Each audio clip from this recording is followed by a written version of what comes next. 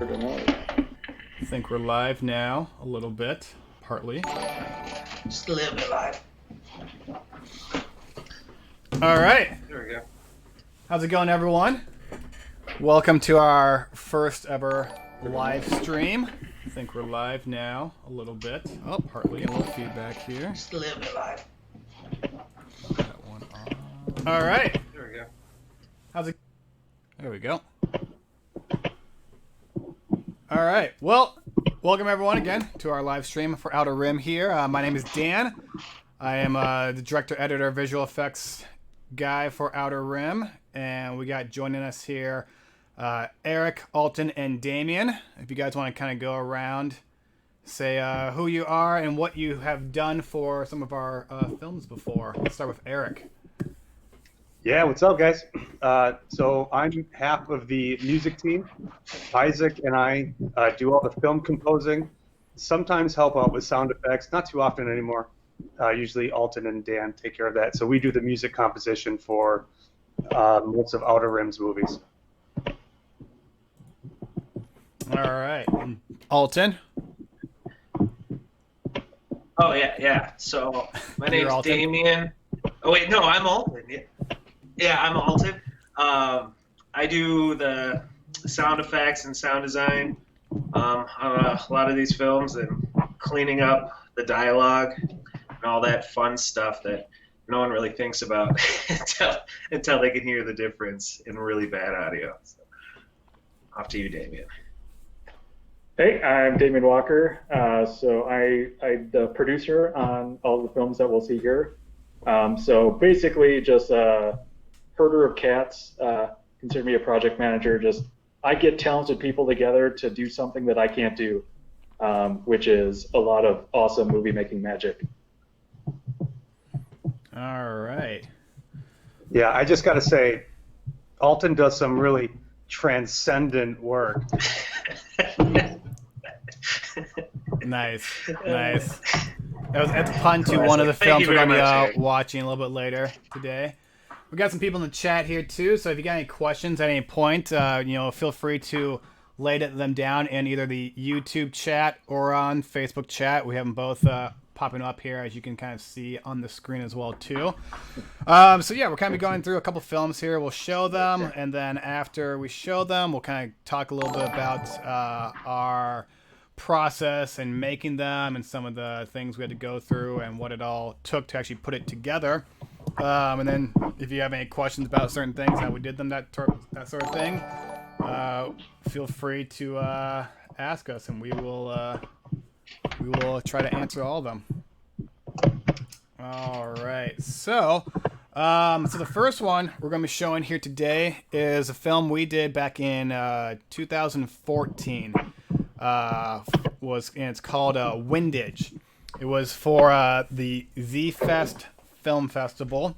That was, I think, Z-Fest 5, Damian, right? Yep. And that was Z-Fest 5. That was our second Z-Fest we had done. We done one the year before that, and then this one here. And so Windage is the story of basically two snipers come across each other, and they kind of get into a little bit of a battle. And yeah, so we'll kind of let's just kind of pop right into it. We can pop over into the viewer chat here. Boom. So we'll play through it here, and then afterwards we'll talk a little bit about what it took to actually make this film. And here we go.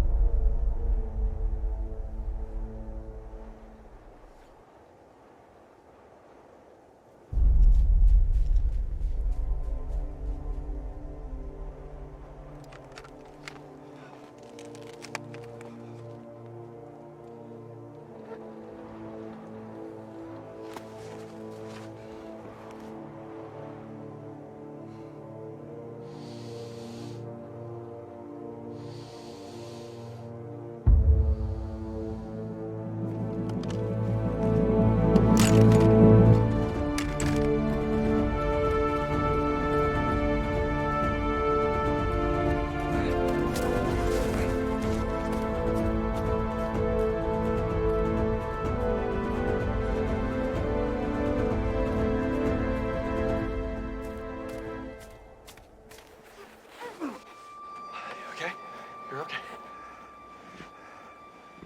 It's okay. Go. Get out of here.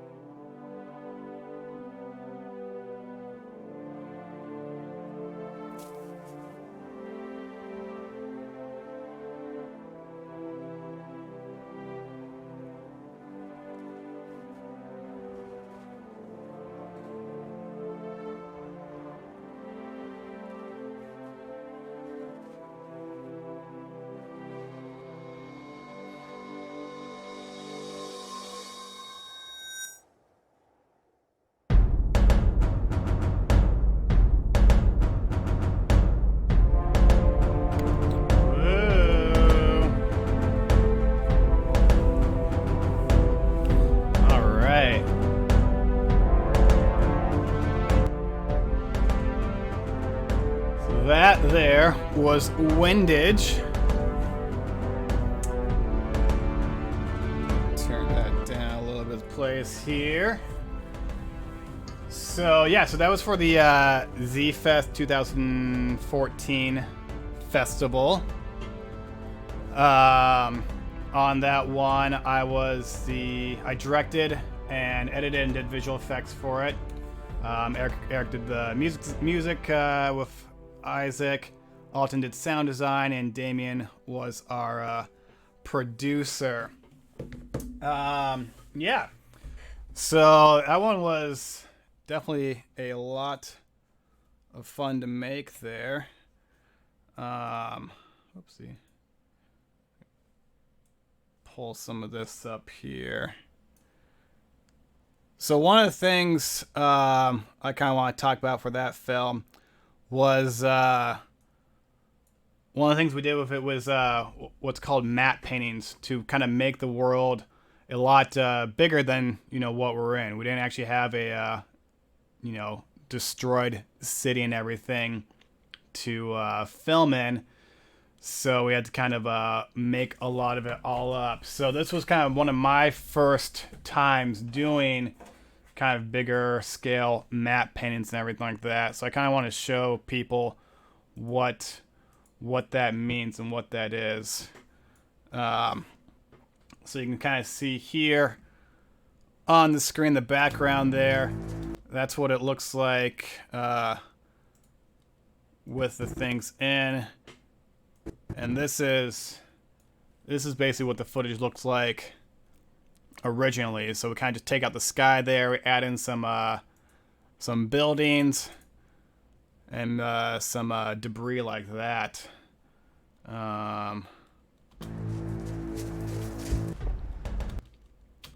Same for like this here. That's actually kind of what it looks like back there. There's not really, it's just sky, regular buildings, and you add in the backgrounds there. So yeah, those kind of just take a bit of time to do and everything like that. And you kind of have to cut out Danny here and anything in the foreground to then put in everything in the background, add some smoke and all that to kind of mix it all together. Oops. So yeah, that's like what end scene looks like before and after.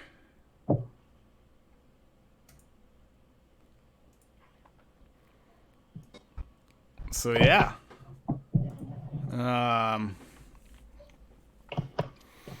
What I guess what do you guys have to want to talk about for this film or anything like that? Well, let me just quick do a rundown. So again, like you said, this was made for the Z-Fest 5 in 2014. We ended up tying for third place overall in this one. We ended up winning Best Sound Design, Visual Effects Editing, Best Suspense Film, and Best Score. So it ended up being a pretty successful night on this film. So this could kind of lead into, let's start off with Eric. So we ended up winning Best Score. So what are some thoughts about what you did to put into the score, and what elements did you maybe pull from for inspiration? Just general thoughts. Yeah, this was still really early on in the kind of me and Isaac kind of getting the hang of working not only just on short films, period, but also like with Dan. Early on, Dan was a really, really big and patient, I will say patient help for us. And he was really great about sending us samples or notes, like, this is what I'm looking for, this is the idea, like, this is kind of the sound that I'm looking for. And he would send that to us, and then we'd go from there. And as we've gone further on, I think we're playing some of our later films, and one of our later films next, and there's a big difference in the sounds that we used. We were able to get a lot more polished sounding samples that we could use in our programs. So there's a lot of drumming in this one during the action scenes, and those are Garriton sounds, the earth drums, and they're really great. But over time, we've also gotten better with being able to kind of smooth out those sounds. We spent quite a bit of time working on the music that kind of plays at the end scene and that transitions into the credits, which is kind of the theme for the movie. And in all the projects that we do, we really try to focus on kind of sprinkling themes, or, if you're a John Williams fan, like a leitmotif early on for different characters and ideas, and then kind of tying those all on as the film goes and kind of wrapping those all together. So that's what we did with this one. There's a really good question from Dan about the script writing process. He said, what was the script writing process like for a short with dialogue? Oh, yeah. So not to cut off the kind of round robin aspect there, but I saw that, and I'm curious too, because I'm never part of the script writing process, so I'd love to hear that. So yeah, we can kind of talk about the script a little bit, because initially the script was actually quite different than what we really came up with. What I forgot, I don't know if it was yours or Keith's or Yeah, it was mine. Your idea. And this movie was actually like initially like a love story, and it was supposed to be like the two snipers, they're pinned down, but then like they were supposed to have some sort of like communication back and forth. I think our first idea was like with pigeons or something like that, sending notes back and forth, and they somehow fall in love during it. A nice little love story that you guys just shot down horribly bad. So. Well, and then like I mean, my problem was I didn't know how we'd convey that in 7 minutes. Like how do you make people that are going from shooting at each other to they fall in love or whatever? So like let's simplify it a bit. Have a montage. Let's just make it so they just grow a mutual respect, or just a glimpse of humanity towards each other through some sort of act, and that was through Danny's character's sacrifice to try to save this little boy from the minefield, showing a shred of humanity, and that's what allows her to allow him to leave, then type thing, to live another day. But yeah, so like when we're writing the script out, we're more figuring out what actions lead to the next thing, what type of emotions are we going to try to have them displaying with their movements, with their faces, and then how do the scenes then block to the next scene of the firefight. Because the film's basically, you can break it down into almost three separate parts. The intro part, where you just learn of the two characters, how they're coming from different areas to converge. Then once they converge, it's just the battle, and that's basically just figuring out how you do a fight scene and controlling that. And then the ending of what he sacrifices to end the fight, and then resolve it with her letting him leave, though she still keeps it a sniper. Sold it. Yeah. Yeah. So yeah, Keith Mullen, he wrote this one. Unfortunately, he's not here, but yeah, he did a phenomenal job. He's written some of the screenplays for some of the films we've done. And yeah, it's like Dan said, it's really just matching those kind of beats for where you want the emotional parts to hit, along mixed with the action. And I thought him and Dan worked incredibly well together to really craft that story to make it really work from a both storytelling and emotional standpoint, to portray it without any dialogue really whatsoever. Mm-hmm. Okay. Yeah. I don't see any other questions. Oh yeah. Sorry, go ahead, Alton. Oh yeah, I was gonna say, I mean, also on that, with not having very much dialogue at all, like a very important thing to that obviously is the music, which Eric and Isaac did just wonderfully. Just right away starts in subtly and builds. It's never overbearing at all, but still keeps you engaged. And yeah, it's just one of those little pieces of glue that makes the visually fantastic film feel, keep you immersed in. Yeah. Well, and then half of it, especially when there's not dialogue, in any film too, is like the music and the sound design is what really kind of carries it through. So if you have that done well enough, it can really draw the people in to enter the world that they're in. So yeah, I was going to ask, with a lot of the stuff that's going on in there, it's really exposed. There's no dialogue. Whenever we send music to Alton and Dan, we always send it kind of maxed out for as loud as it can possibly be, so that when they get it, they can kind of pick and choose how they want it to interact with the scene. Yep. Which I think is really helpful. But like some of the sound effects that are in there, I'm asking just out of curiosity, but like running down, like you want to get like the sound of the the feet hitting the ground, the gunshots and stuff. Like Alton, did you do any like that kind of stuff on this, or Dan, or any of the sound design kind of stuff? Alton was all over those. Well, especially for this one, since those footsteps. I'm kind of a perfectionist sometimes, especially like it's the worst when it's on these crunch times where we only have so much time, and I'll be like, oh, okay, no problem, I'll get these footsteps. And I'm just trying so hard to make them perfect, and then I look up at the clock and it's like, oh, it's been 6 hours and we have to turn this in like 3 hours. Like, oh, better move on. But yeah, it's especially on this one, since a lot of it's outdoor.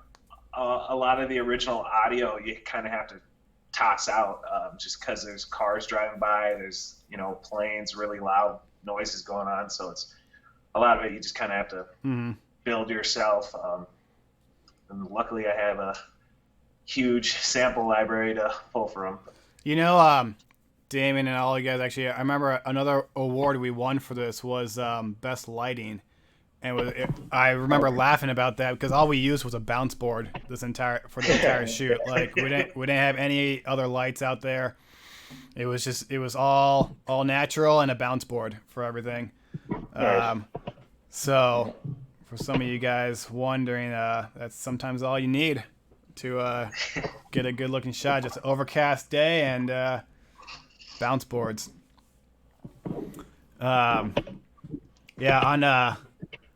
On YouTube here, Danny said it was the coldest shoot ever, which that was actually a very cold shoot to work on. I remember we got pretty lucky because we were, I think, originally scheduled for the weekend before to film, and it was like record breaking coldness. It was like negative 20 out for that weekend, and then we filmed the following weekend, and it got back up. It was 30s and 20s majority of the time, which is a lot better, but still pretty cold, especially for Danny having to run around with only one shoe on for parts of the filming there. But he was a trooper for that, for sure. Yeah, I actually had a buddy just text me. He's wondering what you guys shot it with. I think camera-wise, but I didn't get any clarification. That one was shot with it was a Canon, I think it was a C300, 300 or 100, one of those ones. I remember it was a Canon though, and did really good with. I remember really liking that for how the color came out.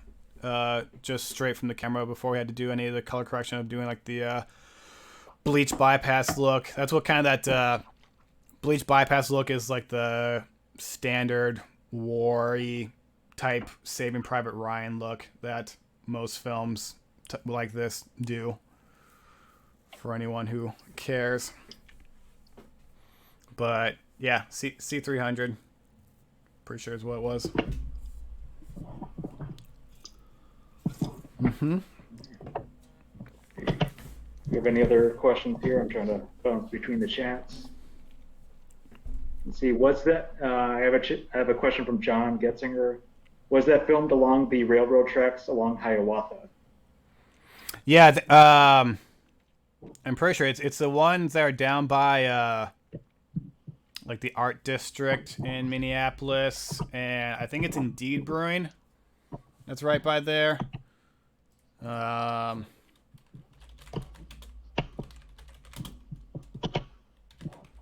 pretty sure it's in. Yeah. Right.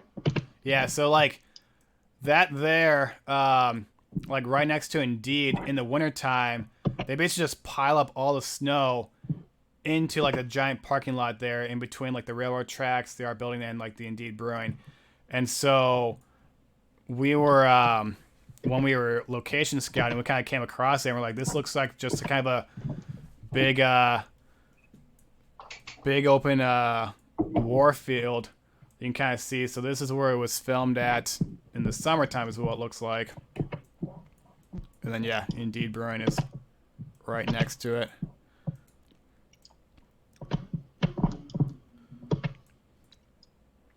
And yeah, one thing, note for anyone, if you are filming with fake guns, all the snipers and stuff we used and everything were airsoft ones and all that, but we still called the police the morning of and said, hey, we're going to be running around this area with airsoft snipers.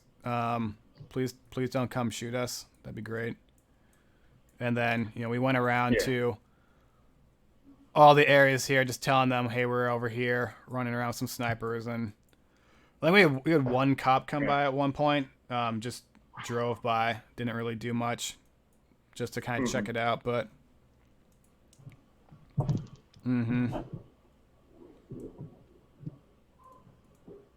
Oopsie.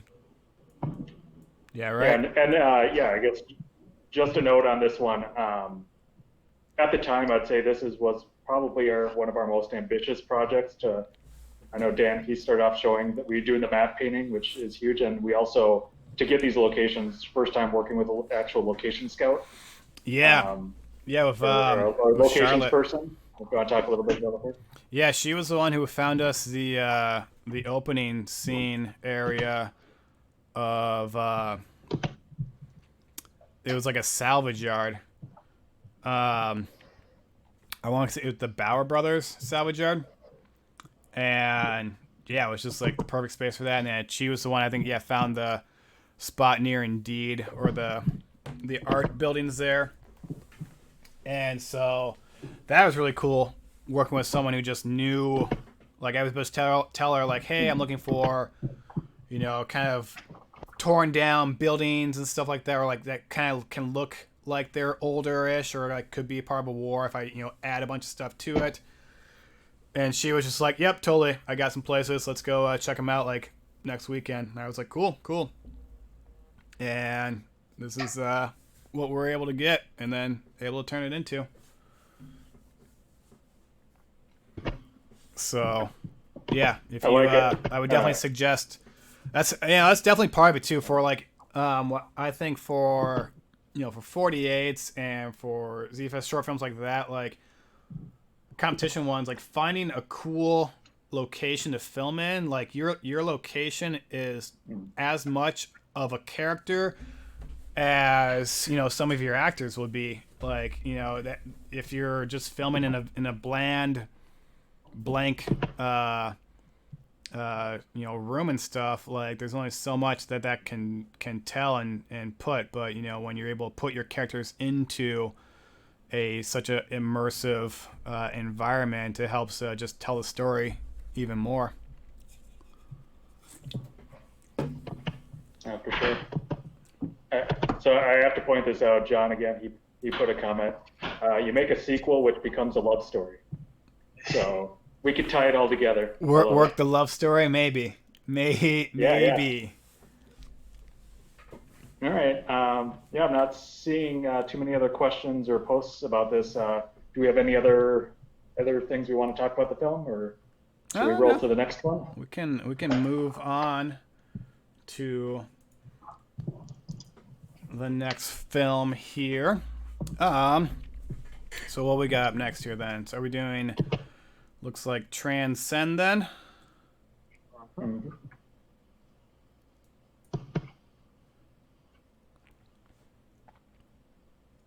Okay. So Transcend, this was our latest 48-hour film that we did. And also we got a little ambitious with it, I think. And the version you're about to see is our updated version, because when we turned it in, we actually did not quite get it in with a good sound mix. So we were able to clean it up a little bit later, but we'll be able to take a look at some of that after it. But yeah, Transcend was a 48. Damian, do you remember what the requirements were for this film? Yeah, I got them all up right here. So for this one, things to look out for. We were required to have a character named Erica or Eric Drafton. You don't necessarily have to say the name specifically, but they are a flooring specialist. Our prop was a watch. And our line of dialogue was, "Today is my lucky day." And then we drew the genre of science fiction. Science fiction. All right. So here we go with Transcend.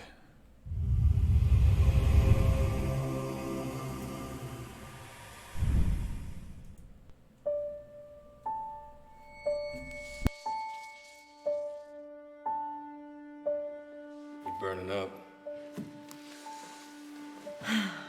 no idea.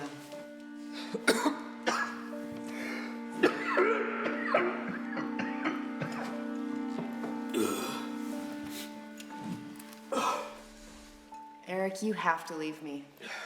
You're dying. Not today. Today's my lucky day.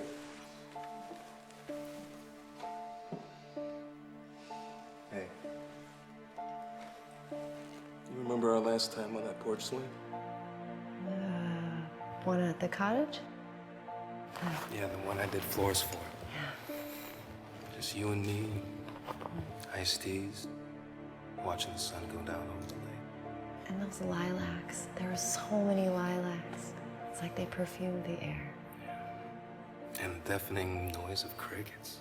Crickets everywhere, just random, chaotic. They were coming from every direction, and then all of a sudden they were in unison, like pulsing, like a heartbeat. And then all of a sudden it just stopped. The quiet. It's like reality just ended.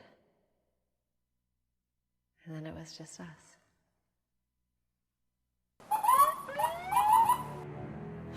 You have to go. There's nowhere else to go. Eric! We know she's in there! You can't hide! Let this in! We have to go. How? We go right through the front door.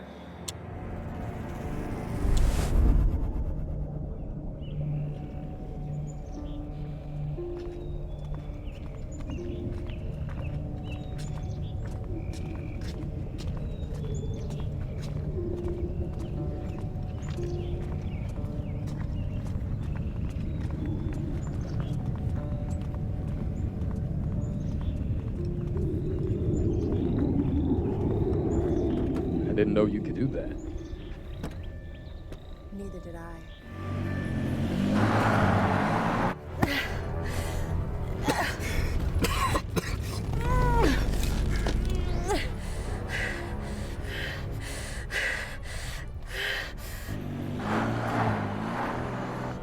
It's getting close. You have to let me out and get far away from me. It's going to kill you. We're going to the same place. No, we're not. I'm killing you. I'm not gonna let him take you again. They can't. I can feel it. You can feel what? Everything.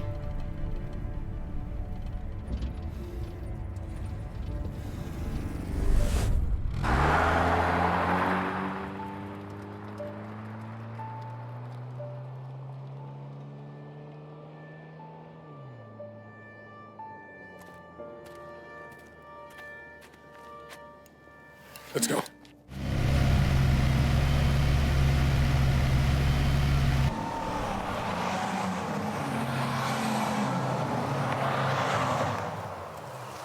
Can't believe these jackasses fell for that. Some Wile E. Coyote shit right there. Angela. Angela, stop! No! It's over! Get away from me!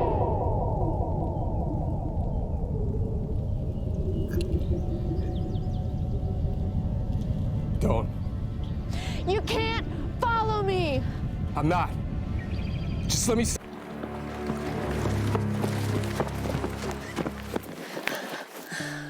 Why? Why didn't you run? You could have gotten away. I don't know who I am without you. You are everything. Remember the crickets?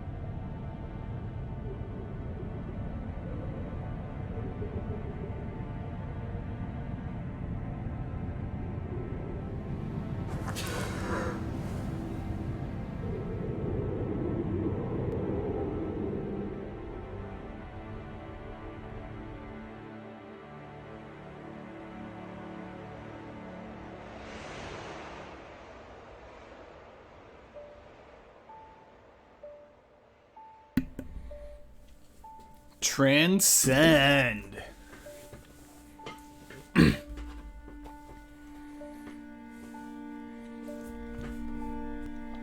So yeah, so that was for last year's 48 hour.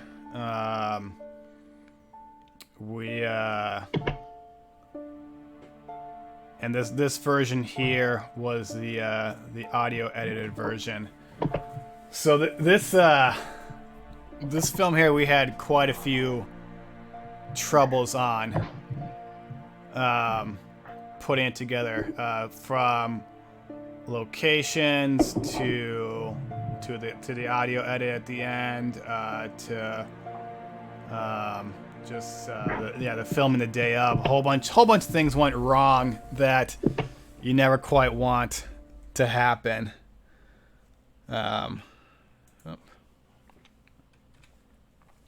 But the first day, or the first kind of thing that happened during this was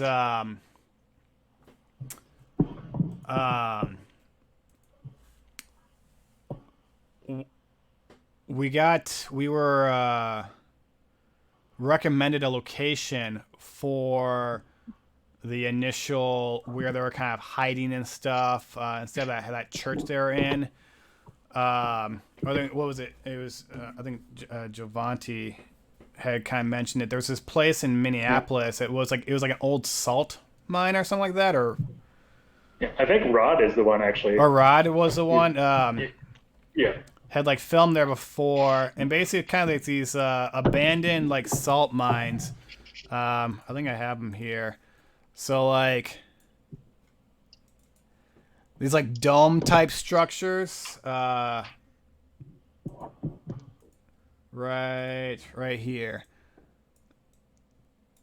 They got like, they're like graffitied up and just like, worn down, look all crazy. Kind of looks like, someplace that could be like a government experimenting type thing that they would be kind of breaking away from, or like hiding out for here or whatever.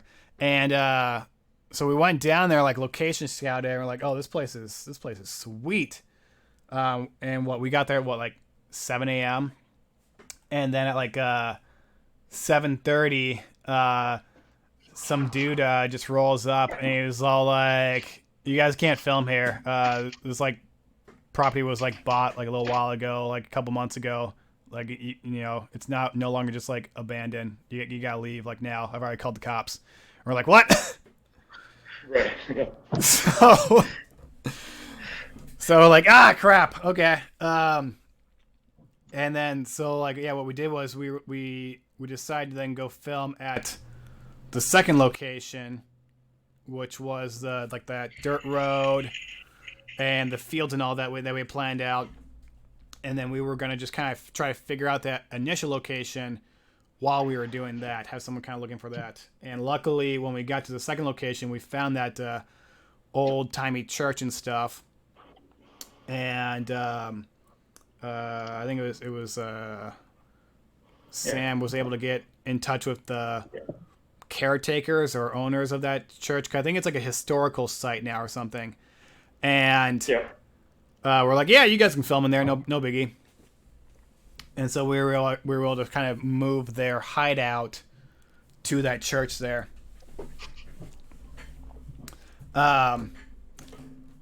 But then when we were filming in the church there, that was actually our last shots, because we decided to film everything first and then do inside there.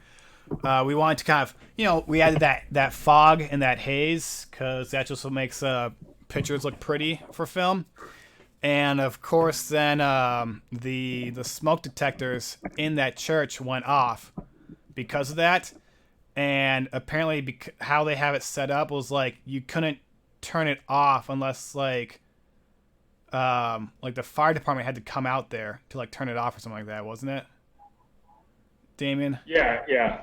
The fire department and the police chief, like, it's such a small town too. It was like the heads of each department too. Yeah, like showed up because they thought this 100-year-old church was burning down. Right. But so Yeah, so that was quite the headache to have to deal with. And sorry, I was distracted by the track. Did you the chat? Did we talk about how many times the police came out? Well, twice at least, I think, or 3 times. 3 times. 3 Because times. then on the third time, the owner came out, and or the building manager just sat there until we were done. Yeah, and everybody's like, "You guys need to be done like in the next like 10 minutes," and we're like, "Okay." Film. Yeah. Yeah.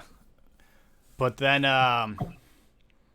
yeah. So then we got back to editing there, and so this film, this actually was the first 48 that I've done without Alton as my sound designer, because you were out of town somewhere, weren't you? Yeah, and now I can't remember where. I don't know if it was on vacation or maybe I was visiting my grandma or something. I don't know. I don't know, but it's unavailable. You should have canceled it and been with us instead. Yeah, because then like the way the 48-hour works, basically like you really don't sleep. So like we write all through Friday night to Saturday morning. We film Saturday morning till usually Saturday evening when we're done, and then we edit from Saturday evening till 7 p.m. 7:30 is when the turn-in is on Sunday. And so like the second we ended filming on Saturday, like I head home and I start editing. And so I finished up what I kind of had a picture lock cut of the film around between 2 and 3 a.m. Dan, I think it was later than that. It was a pretty late picture lock that we got because you guys got delayed.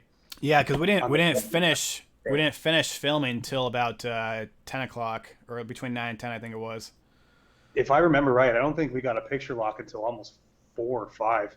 It was a late one because of the delays in shooting. Yeah, it was pretty early. It was a later one, yeah, for sure. But then I got to you guys, and then I sent it to the sound guys who we had working on here, and then like I didn't hear anything, and then like I messaged them at 6 o'clock, 7 o'clock, 8 o'clock, 9 o'clock, 10 o'clock, and then like 11 o'clock I think they responded because they had just they had fallen asleep.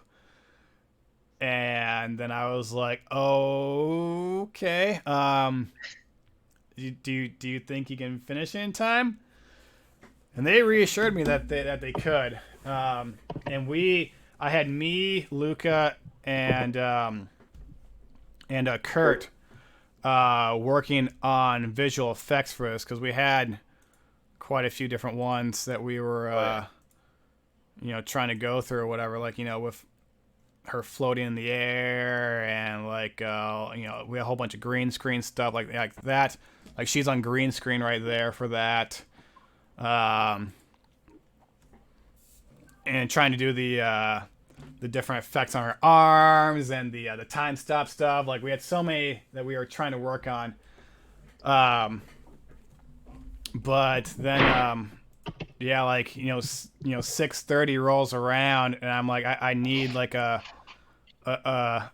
sound export right now, and they sent to me, they're like, no, yeah, we weren't able to really get it all done, and I just I basically put it in and exported it without even listening to it really. And I can give you guys a little idea of kind of what it sounded like initially.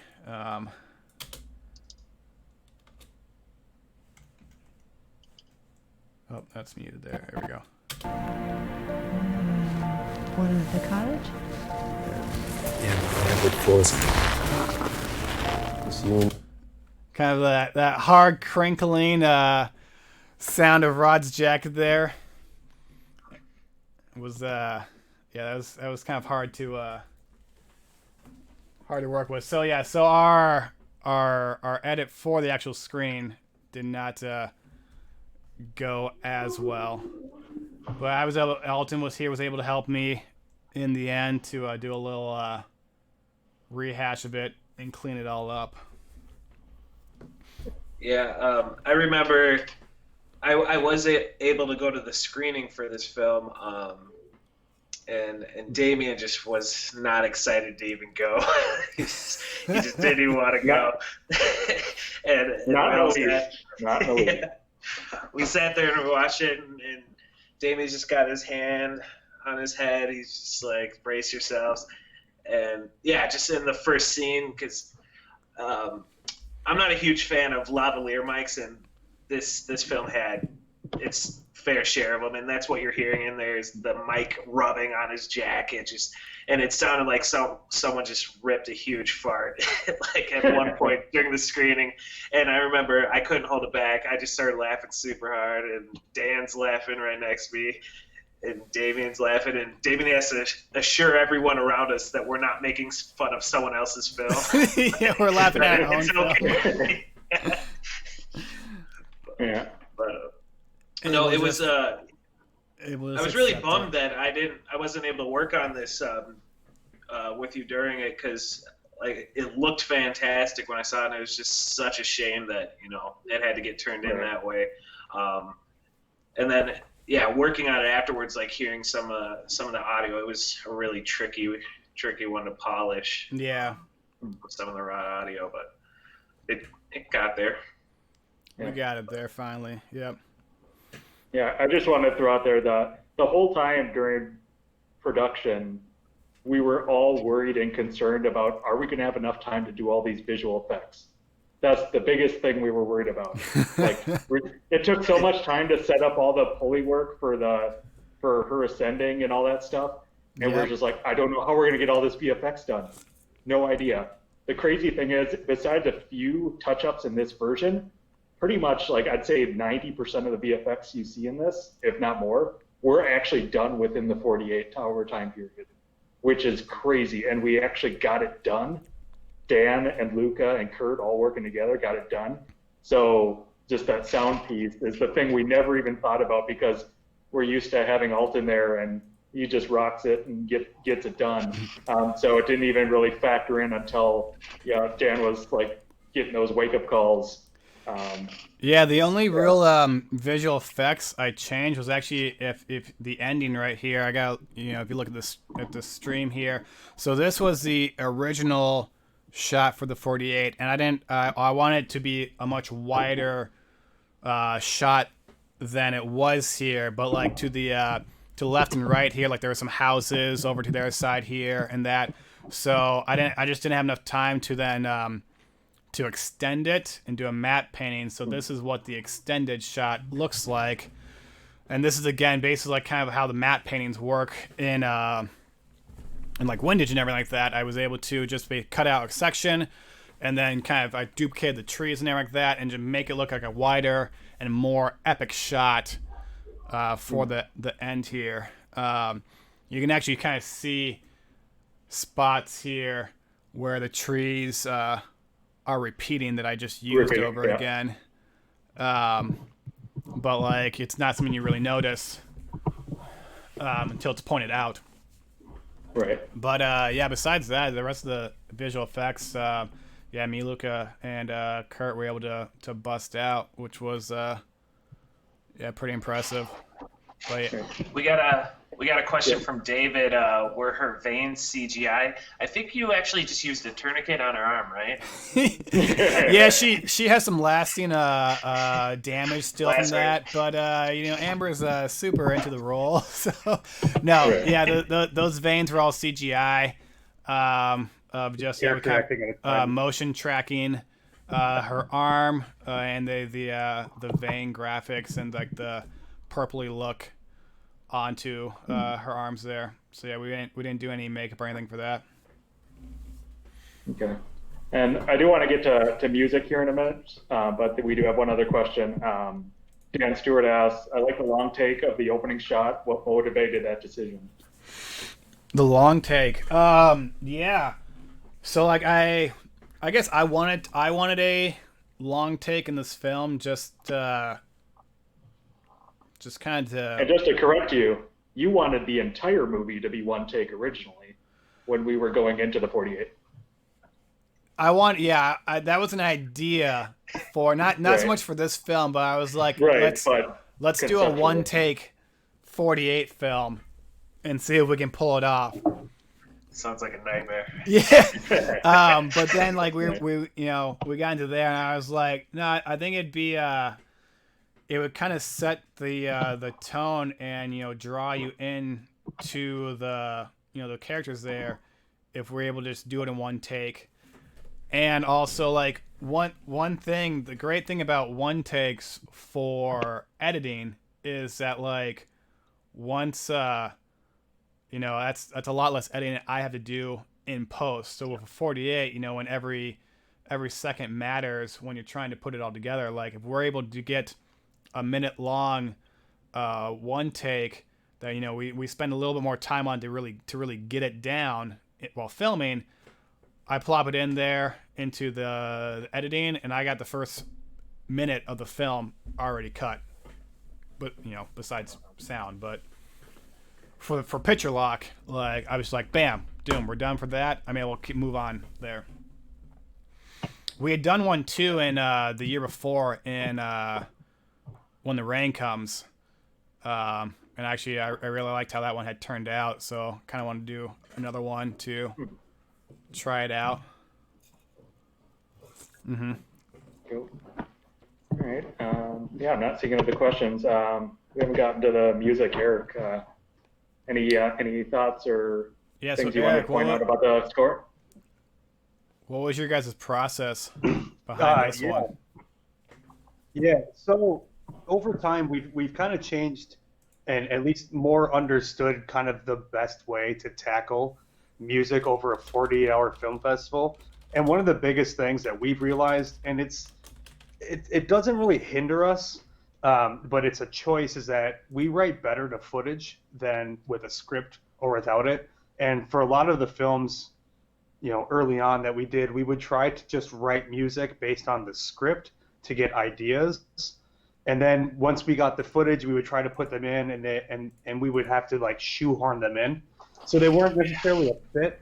And so we've worked with Dan especially so much that when we get a script, I feel like we really know what he's looking for. And usually it's just a phone call and a really quick conversation. And is this what you're looking for? And Dan either says yes or something similar to it. And if he wants something different, he'll send us a reference. But I feel like, the music process at least has gotten so smooth over the time that we've been working together that I look at like in the script, there's that scene of the van driving and they're driving away from people. I was like, I know exactly what Dan wants right there. And so I don't even ask him about it. I send it to him. He's like, yep, perfect, fits. Yep. It's great. But one of the other things is we went away from sending only like tracks, like this moment needs a track, this moment needs a track, this moment needs a track. And we write one full track to the entire cut. So that, because what that does is it forces us to make sure that we're interacting, or the music is interacting with every aspect of the film that's visual. And so that's one of the things that I really like that we've kind of taken on. It makes for very big files, but Dan's the one that has to worry about that. I don't care. Yeah. But it makes sure that we think about things like at the very beginning, there's that moment where she's talking about crickets and pulsing, and we use different instruments, and legit the music starts pulsing as she says pulsing, and it fades out. And we use that same cue at the very end with a choir when she's drifting up into the air, and it's the same exact music, but it's just different instruments. And writing to one full cut of the entire movie really forces us to make sure that the music is fully supporting whatever is the vision of the director, the writers, everything, that it kind of lines up together. The last thing that's really fun, I love writing music for Dan's movies because we always get to write music to scenes that don't have special effects yet. and it's hilarious. Like we get to write to the music of her like drifting up in the air, and there's no visual And it's just like you gotta pretend she's gonna be right around here. Use your imagination. Yeah, it's so fun because we don't know what it's gonna look like, but we know what it's gonna look like, so we don't have to worry about it. We can still write the music as is. But those are some fun things to watch, man. Oh, I love it. Yeah, like you were saying, like, sorry, go ahead. I like how like we've kind of grown into where you do make that kind of one track or like main areas for the certain films or the certain parts of the film. Like when we first started working together, like you would usually send me like kind of bits and pieces of things, and then I would usually take that and kind of like try to form it to the scenes and cut pieces here and there around. But I think it was around when we were working on Link, where I had like very specific like the hits have to be right here with this sword hit and stuff like that. Like these are the cues of when things need to come in and all that. And like since then, it's kind of how we have kept going forward. It was like I can give very specific like here at this exact time spot of the time code, I need the music to stop here or to transition to this here. And you guys have done a great job of being able to fulfill that for us.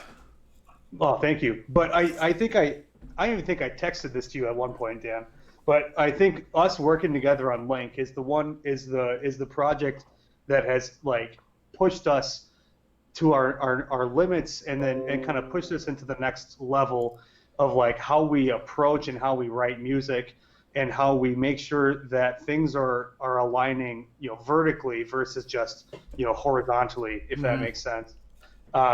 And so I credit working with Dan in terms of helping us kind of look at the big picture, because we would just say, hey, I think this sounds good, can you use this here? And the next movie we do is kind of like the transition period between that. I think The Noise is up next, is where we had ideas that fit and that were written to that spot, but it was still like, can you use this part? But working with Dan, every single project we've done after that has been give us the footage and we're gonna make it align. And what's nice is we work with you so much is that now you don't have to tell us I need the music to stop here, I need it to start here. I feel like we have such a kind of a comfortable rapport. That usually I know what you're looking for. Yeah. And you guys actually, you guys come up with some good ideas. Or like, hey, how about this here for this type of scene? And I'm like, I didn't think of that, but yeah, that sounds awesome. Let's try it. And that's part of it too. Like, the director doesn't always have everything planned out beforehand. Filmmaking is very much collaboration. So, Eric or Alton or Damian or anyone comes with ideas on the set or during any sort of part of the process, and sometimes you're just like, okay, yeah, no, that actually probably is better than what I was thinking. Let's try that. And a lot of times it works out. Cool. The one thing I wanted to say is, especially with the music, since I wasn't actually doing the sound design during the competition on this one, I actually got to hear the music while I was remixing it, which is the first. Usually I'm just laying on Dan's floor, just going through my samples, trying to pick out sound. Yeah, just like that. And I'm just so single-mindedly focused on like, oh, like he's breathing right here, but I can't catch it in the mic, so like put something in. But being able to hear the music, I was like, it's not even important that I get these footsteps here, or you don't even need to hear that noise. Like I just forget so often because I'm so focused on like, gotta make it sound as real and believable as possible, so people just forget that they're watching a film. And then I just forget that there's gonna be music over this, and you probably don't even need to do sound effects for like 20 seconds. I just wasted 2 hours doing, but so that was really nice, and and the music just sounded great. So, and just to throw in my perspective as a producer, as they're doing all this stuff they're talking about, I'm in the back just freaking out, looking at the clock, saying, for the 48, we got to get this done. Are we going to get this done? What the hell are we doing? Let's get this done. You keep asking me, like, what's you almost ready to export? You got an export ready? And I'm just like, shut up, Damian. Rendering? Shut up. I'm getting pounded with emails. Did you sign the form? Did you sign the form? Yeah, right. I need forms signed from everyone. Like, that's always a fun process. It's like clockwork, yeah. Damian will come and check up on us at certain times during the editing process. Yeah, always freaking out. And then he'll come in around noon on Sunday, and me and Dan are just like maybe laughing, like as we're delirious about stuff, just like He's just like, "What are you guys doing?" Like, because I'm pretty sure for all of these, Alton, we've had basically like. Even the ones that aren't 48s, we still just do like a 2-day just like binge fest of editing of like, we're going 20 hours straight, just editing. We'll take a couple hours break here, sleep maybe. 48s, no break, just keep going. Yeah. And come back. We get our Taco Bell at like 10 a.m. brought to us, and we're just delirious with laughing about the stupidest things. And then Alton, then Damian just comes in all like, Is the film done yet? Guys, we need this done. Get serious. All right. Yeah. That's a good Damian impression. It's very accurate. Wait. Is that copyrighted? We can't have the copyright stuff in there. No, what? I don't know. We have to save this for when we do When the Rain Comes. So next live stream, we'll have that one, and we'll have plenty of stories about that. Yeah. I do have to say real quick, though, I know Dan had mentioned this earlier with the 48 hours and kind of how it's broken down. During the whole process, Dan does not sleep, like, at all. Iron Man. Like, I'm usually on set some of the times. I don't typically need to be there. I just like being there sometimes. And then when we get back to editing that night, I usually will try to, get in a few hours of nap because there's not terribly too much I can do until I see kind of a rough cut. But Dan's just powering through the whole time, and I don't know how he does it. If there's like some drugs he's hiding from all of us. Nobody feels sorry for him. Each year. No one feels sorry for him. He is a control freak. I told him we can get people to do aspects of what he wants, but he's like, no, I'm going to do it. So it's on him. Because we don't start writing music until we get the rough cut, and it's hard to do, I assume, sound until you get the rough cut. So Friday night, that's a breeze for us. We don't. They're writing a script. We can't do anything. You guys get Saturday Friday night. Yeah. So Saturday we'll spend time just kind of picking Dan and Damian's brains, as they can. But all day Saturday, they're busy doing the shoot, and then once we get the cut, like for real, like not complaining because Dan stays awake for the entire time, but our window to get the score done, because we choose to write the footage, is probably about 6 to 10 hours at most. So I'm pretty sure that score was written in under 10 hours, and I think that's pretty cool. But I know by the end of this, every year we're just saying, never again, not doing this next year. Literally every year, it's like this is terrible. I feel sick. I'm like sick the next day. Just like, no, this is the worst idea ever. I hate this entire process. And then we get to the screening and stuff, like, oh, that wasn't so bad, a year goes around, like, oh yeah, I'll do another one, I guess. It's only 2 days. We have a question in the comments. What's that? We have a question from Jamie. Oh, do you sleep, Damian? I didn't think you did. Yeah, he sleeps all the time throughout the entire thing. All he does is wake up if it's done. Yeah. It's standard. I do admit I get sleep or Sunday late at night into Sunday morning. Yeah. I got too much sleep on Transcend, which didn't help our whole sound situation. Yeah, I don't think you being awake would have changed that. Just would have stressed you out even more. I could have been driving around randomly through Minneapolis, just I don't know. Trying to find where they live or whatever. Right. Yeah. Oh well. All right. Just looking at the time here, I'm wondering if we get All rolling right. Yeah. on the next So one. we can go to our next film here. So this one here is called The Noise, and this was the 2016 48. Yep.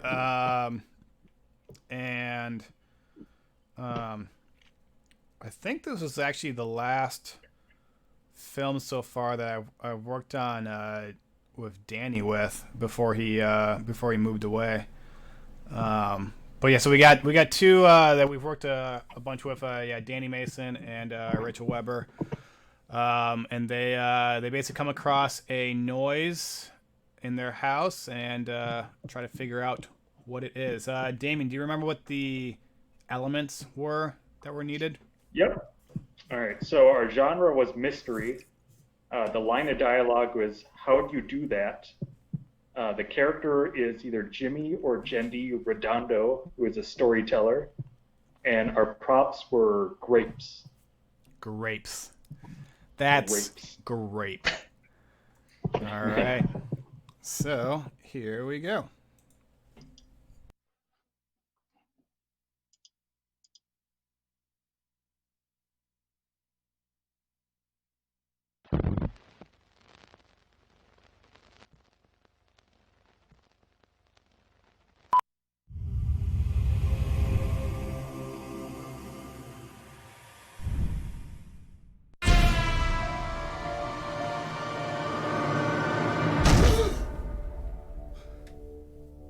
What was that?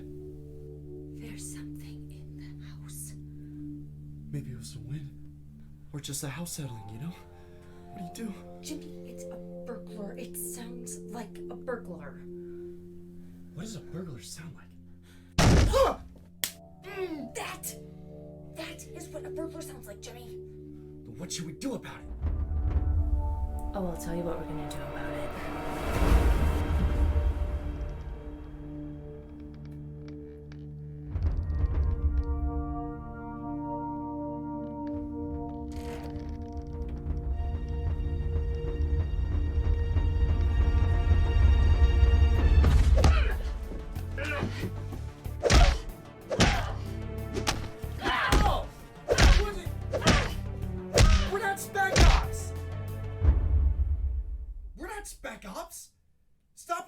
This is serious. You're no fun. Fine. Get the bat.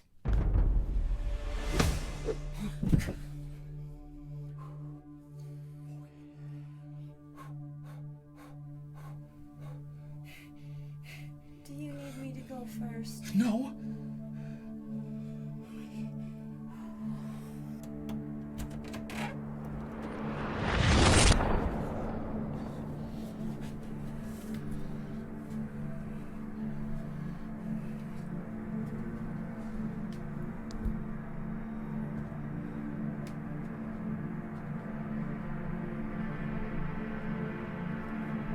Oh no. I know what this is. This isn't burglars. It's a poltergeist. What? This cross was not crooked like this yesterday. There's a demon in the house.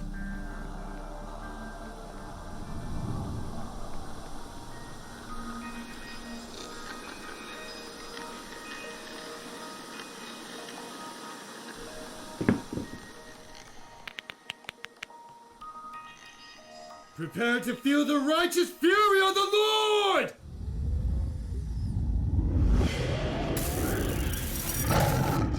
Be gone, child demon! I send you back to the bottomless pits of hell! I bind thee, dragon serpent! By the power of Christ compels you! I smite thee! You have no place in this realm! The power of Christ compels you! The power of Christ compels you! Actually, it was me. It was me. What? I bumped it. It was dark and I had to go to the bathroom.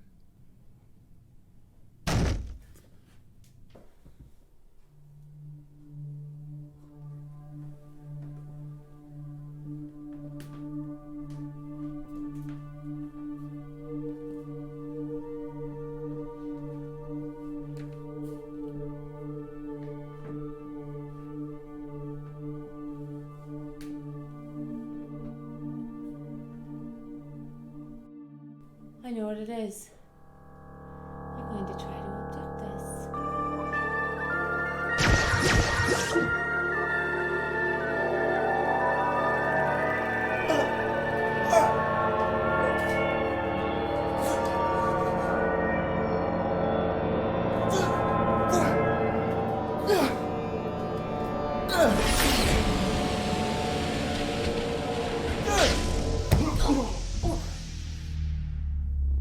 How'd you do that?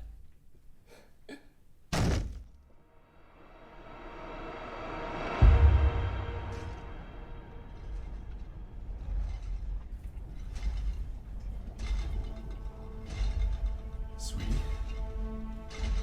I think I know what the noise is.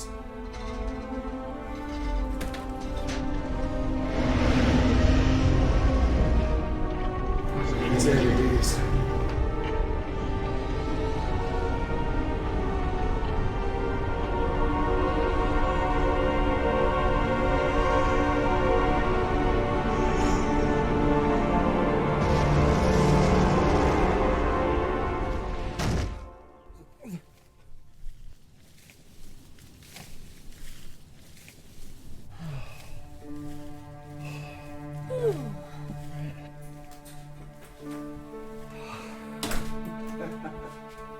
Wow. Right? Yeah. Huh. That wasn't too bad. We're good in these situations. I think so. We're good. Snow. That was crazy, right? Please tell me that was-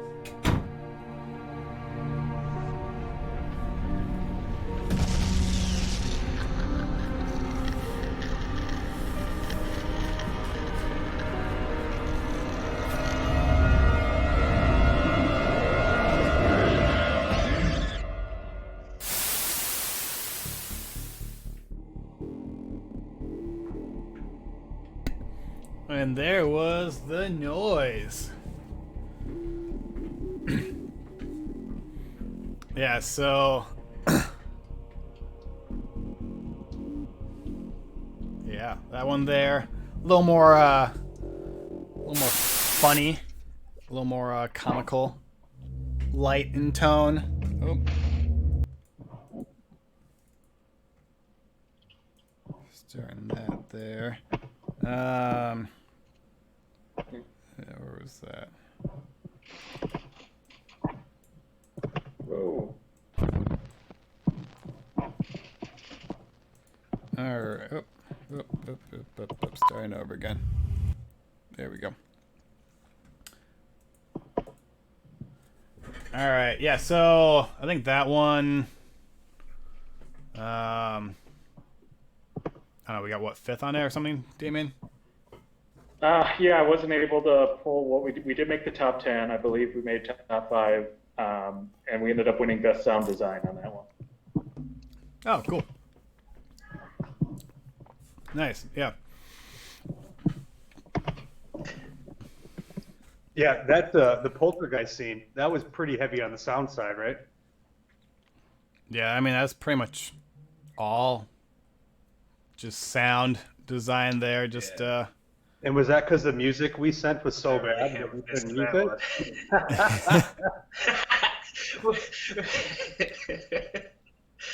That was my music. I had to compensate. Yeah, I went really heavy on that. We were really in a crunch for that one, if I remember right.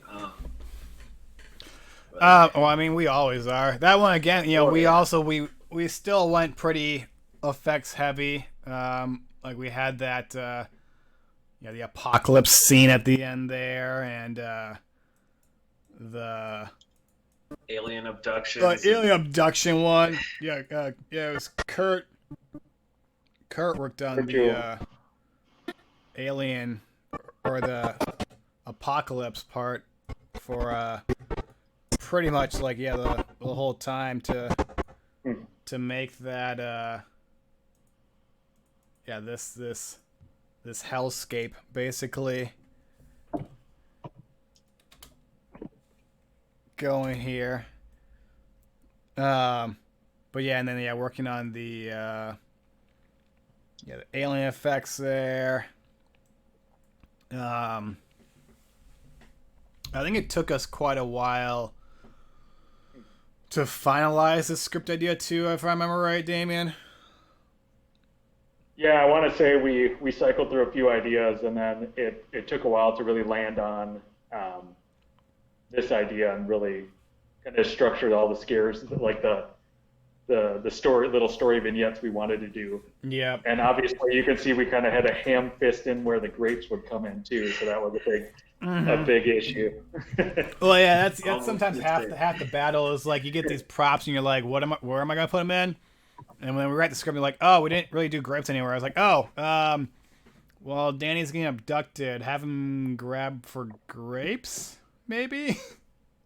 Do it. Yeah. But yeah. Oh, problem there. 1 second. Is there an issue with the string? Or nothing? Uh-oh. No, it's fine. You guys keep talking. So it looks like we... Was that a lion's roar during the poltergeist scene there? I think it was. Oh, yeah. Definitely was. It for sure was. I couldn't help but notice it. I mean, that poltergeist scene is just... That thing's intense. I just threw everything at it. Distorted. No, but it's so... Like, I'm not saying that all the vignettes are over the top in a bad way, because I don't think over the top is necessarily a bad thing. But each one of the vignettes, I think, is purposely like so over the top, and in like the ways that you try to purposely elevate it that way. So like the camera work and the really quick cuts and I mean, I don't know exactly what you did, Dan, with the lighting and the camera work, but like all that stuff kind of layered on top of each other, I think is what makes that, like, those vignettes individually, but that one in particular, like, so effective. Yeah, I basically just did a whole bunch of really quick cuts. Like you can kind of see here, like I basically had Danny do the same like "Be Gone" thing like a whole bunch of times in a row.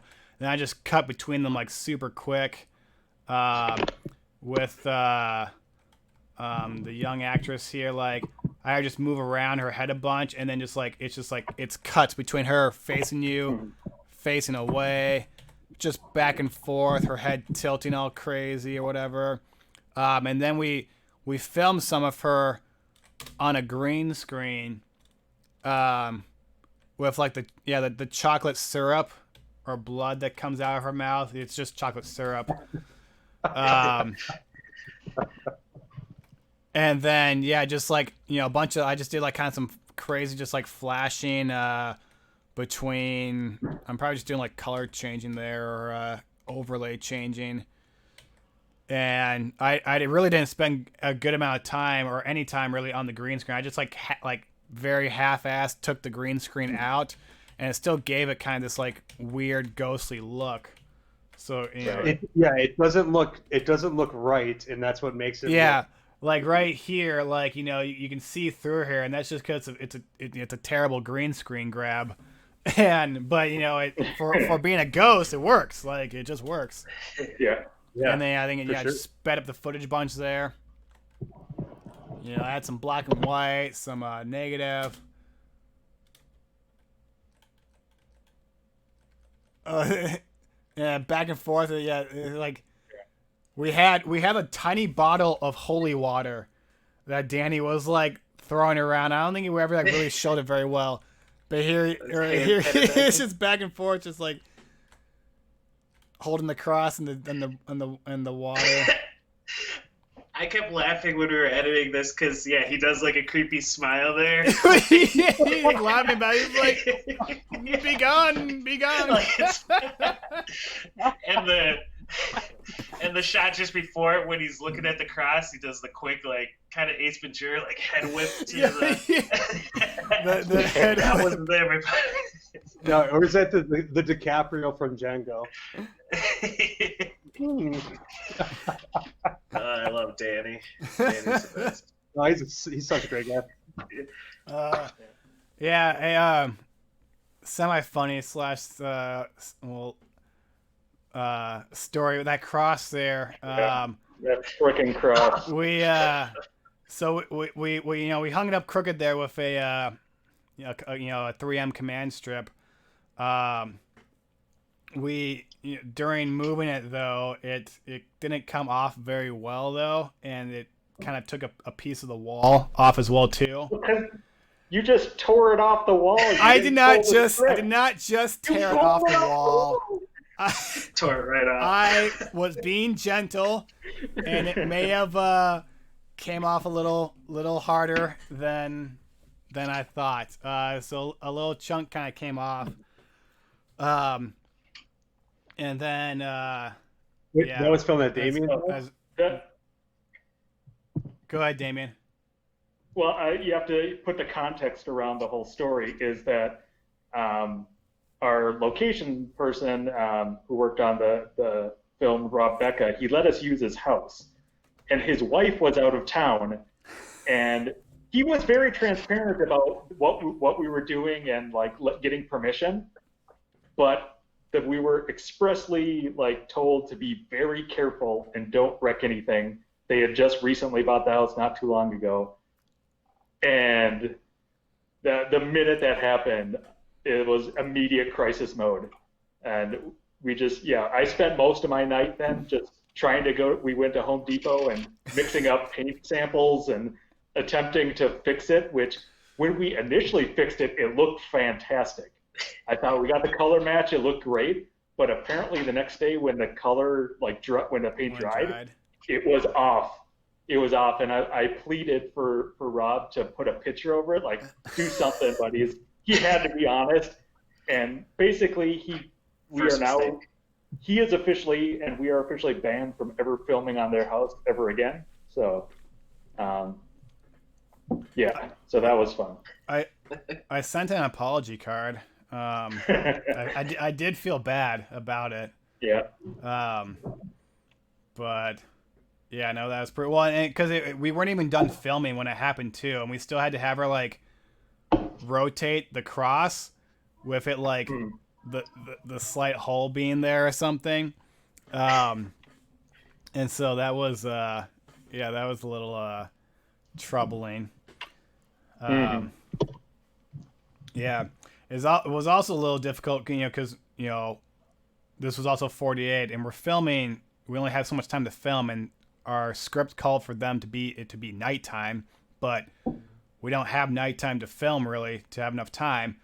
So we basically had to black out all the windows and stuff. And I think they had like a huge like skylight in their kitchen that I think I think Steve climbed up on the roof and like blacked out that skylight for the filming of that part. Yep. God, I hope she doesn't watch this. The roof is fine. The roof is fine. Like, what?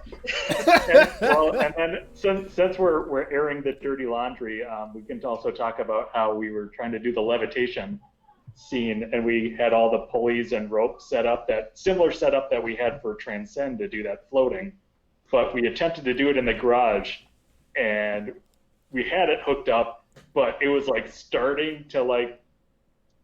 Oh, like I think the creak a shelving bit. was maybe starting to give away a little bit. Yeah, and we're like, nope. We don't need her to levitate, really. Right. Well, so how did we achieve that levitation then? Did we just like pick? I forgot how we did that. We didn't have her levitate. We just. I thought we had a little bit. The feet. Like we just focused on oh, yeah, the feet part. So yeah, I think we just stood on either side. And we just lifted Danny and Rachel up by their armpits and stuff, and just showed the feet lifting off the ground. Yeah. Instead, and we just never cut to a full body shot of the levitation. We're like, we don't need that. It's fine. It's fine. So yeah, those are sometimes you gotta kind of think on the fly for You might think you want a full shot, and you're like, is it really necessary? Nah, not really. Mm-hmm. Any other thoughts or things about the production?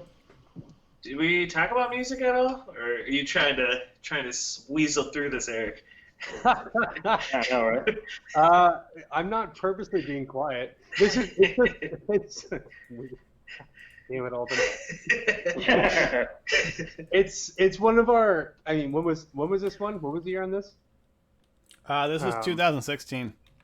16. God, that was only 4 years ago. Jeez. Forever. I think, what year was Link, Dan? You remember? That was also 2016. Okay, well, obviously one of the movies we did in 2016 was better than the other. And when you compare it to that one, it's like, oh man. You're talking just music-wise, right? Or are you criticizing the whole movie? I'm talking just music. Music, yeah. Damian sucks. Because Damian always says that I hate all the movies that we do, which is not true at all. It's not true at all. It's just whenever I watch older movies that we do, and most movies before and pre-Link, I just think about how much I would like to change about it. And a lot of it has to do with we didn't have access to the sounds that we have now. Like right now, we rely really heavily on East-West sounds, and those you have to pay for those, and you get subscriptions for a while, and it's some of the most professional sounding stuff out there, and it's amazing. But there's also like I think we should sell Link next time, so I can talk about this more. But like our whole approach in terms of like filling time and filling downtime, like in this movie, if it's not one of the scenes, you know, like the burglars, the poltergeist, the aliens, the apocalypse, if it's not one of those actual moments, and there's music filling time, it's usually we relied a lot on like pads, and like you push a key and this sound just continues, and we relied on that really heavily for a long time. But it's different if you're using an orchestra like in Windage, where if you're just holding a low string note or an octave or a chord or something, it sounds better than just this weird like pulsating pad. And so like that's one of the things that I think that we've gotten so much better at is we know which parts of a movie need a moment, but how do we fill that time in between? And one of the best things about Transcend is we use that alternating octave fifths and fourths of the harp, because that was like the love theme. And so when there was downtime, we just heard that in the background versus just this like long sustained note. So that's one of the only reasons I don't talk too much about the music for this. Although like the alien thing, like ba-na-na-na, Isaac's like, I'm just gonna write something that sounds like X-Files. And he sent it to Dan, and Dan was like, yep, that's exactly what I wanted for that. That sounds good. Yep. Yeah. The apocalypse theme was really fun to write. But what's funny about the apocalypse scene is you're playing this really intense thing, and it's just alternating up. You're holding an octave and playing a minor third scale, just kind of moving it up every few notes. But at the end, they put on the sunglasses, and just watching that now and not realizing it at the time, like when you get footage, it does tend to start to be a bit of a balance between which part are you playing up? Like, is the music supposed to support the comedy right there of putting on the sunglasses? Or is the music supposed to support the apocalyptic sound? So at the time, we kept it just as it is. But when you start to look at different parts of movies, like, it does become sometimes a subjective choice or a bit of a challenge, like, which direction what is the music going to support the most? Like, what's most important? Is it the most obvious thing? Is it the most, subtle thing? Like, I don't know. It's fun. I really love doing it, but it's really tough for me to watch older movies of ours because I just sit there and think like how much I would love to go back and redo the music. Rewrite it.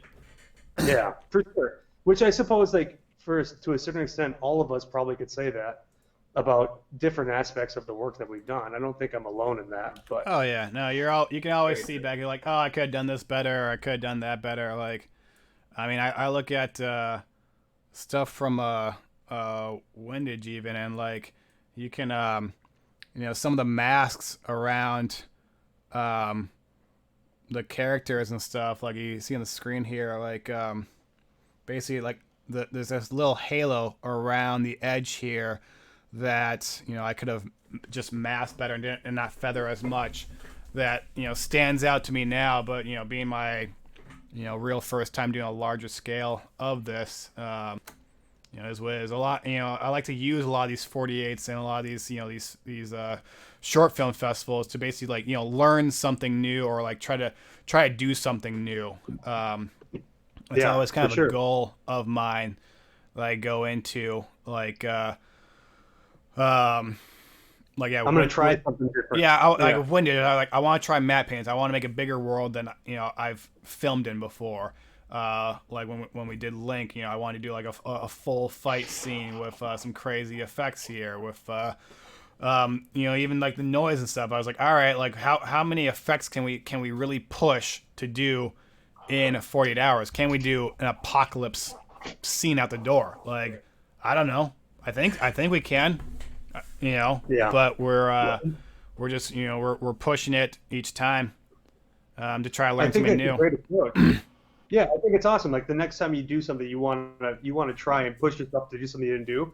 And as much as I say I don't like watching the old music I've written or listening to it because it bothers me, but I do find so much value in going back and looking at it again, because you remember the thought process or your approach at the time.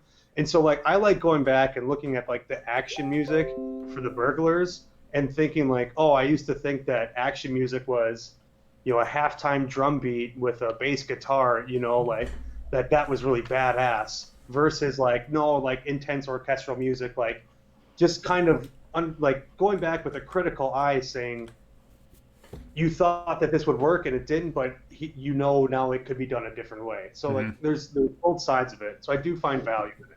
I just want to say right here, this shot of them popping their heads above the stairs, I think it's one of my favorite. It's just it's so silly. Yeah, so funny. Just boop, boop, boop, boop. Should we talk about what movies we want to do next time? Well, I think we're gonna show one last little film here, but before we do that, I just want to show this one picture of Alton. This here was his. I think it's been your LinkedIn profile picture for 4 years now. I think it still is. Actually, I really need to change that. And without context, you don't really quite know what it is he could be doing sound for. But yeah, I always thought that was pretty funny. I never thought about it, but it's up there, and it's just gonna stay there. I won't even change it. Yeah, it's staying. It's staying. People want to hire me, they can. Hey. All right, so I think we're gonna finish up this live stream here. I think we got one last film we're gonna show, and this was actually our first 48 that we did with basically our whole group here together, with Alton, me, Eric, and Damian. Me, Eric, and Damian did one the year before with Damian directing, and I was just editing. And then after that, I was like, hey, Damian, I like to direct sometimes, so maybe I can try. And so then this year, this is basically what we made after that. So this here is called Laundry Day. All right, and before you set it up, the elements. So this was 2013. We drew martial arts film. Line of dialogue is, "She told me it's a secret." Our character is Betty Balmer, a gardener, and our prop is a lamp.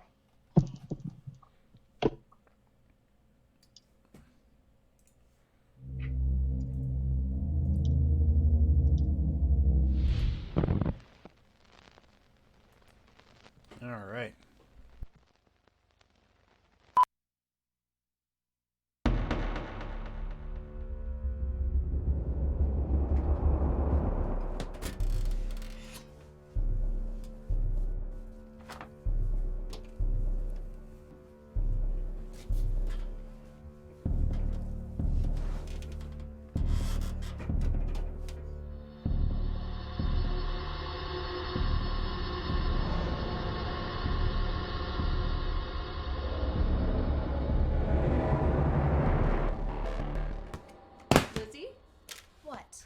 did you get these?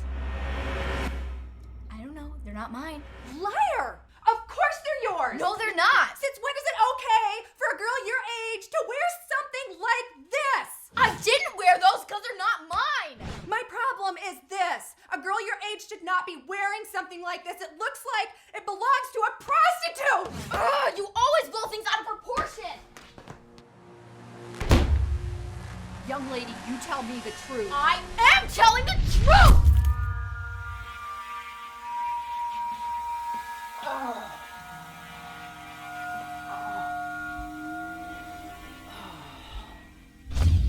Admit it.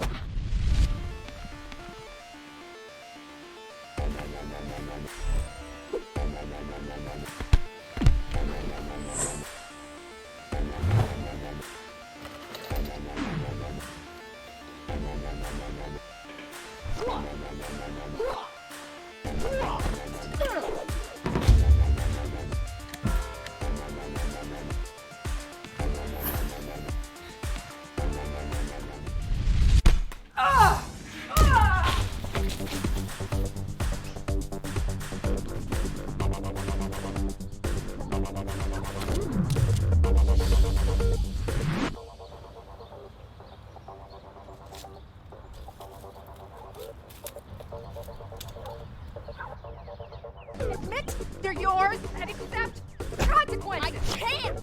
You told me not to lie!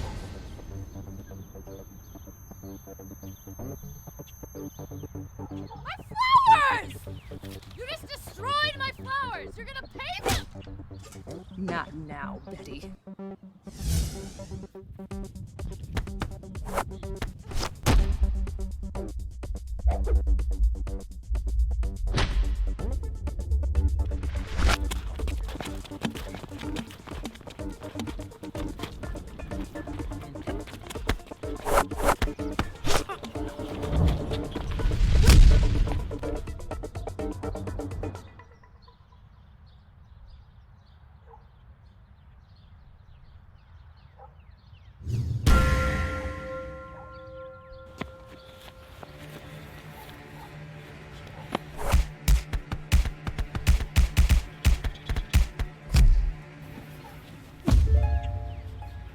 Where did you learn that? Grandma taught me. She told me it's a secret!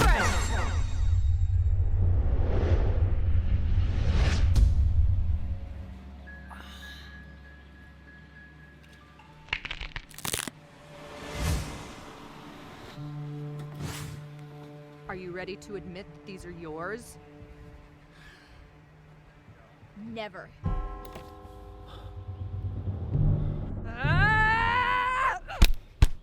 Ladies, what is going on here?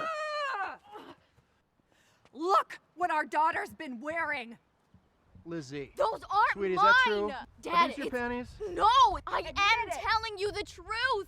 Calm down, listen to me. I think you're a little bit too young to be wearing something like that. I don't know whose those are! Admit it! I've been admitting it all day! Admit it so we can end this! They're oh my yours!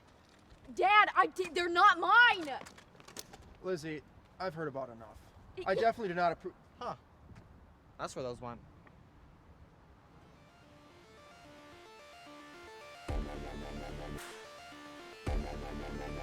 Huh.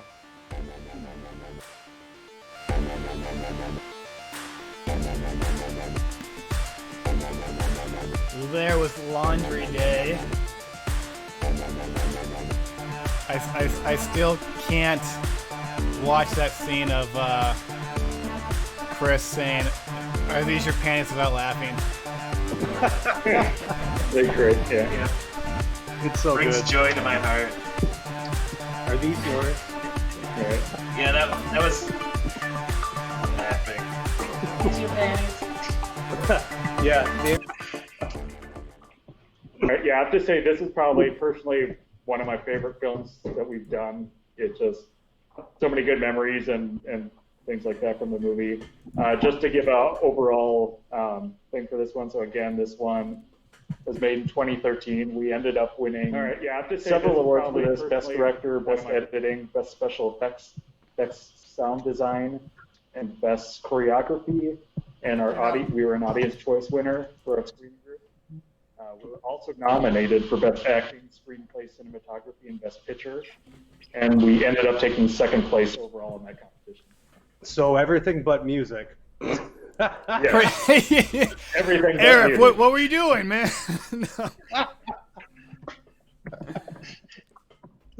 Oh shit. Oh man, no. Okay, I got to replay it. This one right here. Though. Oh, like I'm telling you the truth. Calm down. Listen to me. I think you're a little bit. Look what our daughter's been wearing. Lizzie. Those aren't Sweetie, mine. is that true? Dad, Are these your panties? No. Just so cavalier. So when we were editing that together, it's again, we're on like hour 40 of being awake, and me and Alton are putting it together, and me and him could not just stop laughing at the way he said that. Are these your panties? Like, I'm like, I'm playing it through my speakers, and he's on the desk next to me, editing away, and just keep. We're trying to get the audio just right for us. We got to play it over and over and over again. Just can't handle it. Just oh my god. Yeah. At the same time, though, the payoff of the end of the movie is so funny. Where the brother walks up, he's like, "Oh, that's where those went." Like the payoff.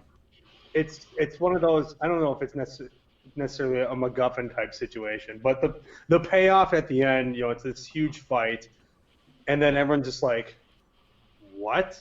Like, back to the ending is brilliant. Yeah, that's a good point. That was actually one of the hardest things for scripting this one. This was one of the, I think, easiest and quickest one that we came up with an idea for. But the end, we just really couldn't quite fully figure out. And I think, I forgot what other endings we went through, but ultimately landed on that one. And I think landed very well. Well, yeah, okay, so for a little backstory on this too. So this was the first 48 that I had directed. And they released like the list of what potential genres you could pull from the hat or whatever type thing. And we had... You can pull a genre from the hat, and if you don't like it, you can throw it back and then pick one from the wild card selection.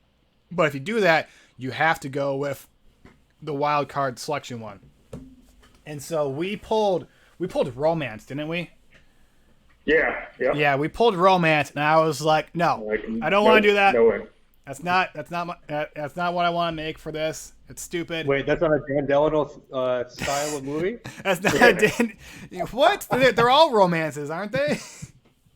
There's elements of romance, except when you killed it out of windage. I mean, yeah. But so then, and like I remember looking at the wild card list, and martial arts was on there. I was like, yes, like I want that. Like I want to be like, we have to then make that and have to do fight scenes and things like that. Like that's gonna be fun. And Damian was like completely against it.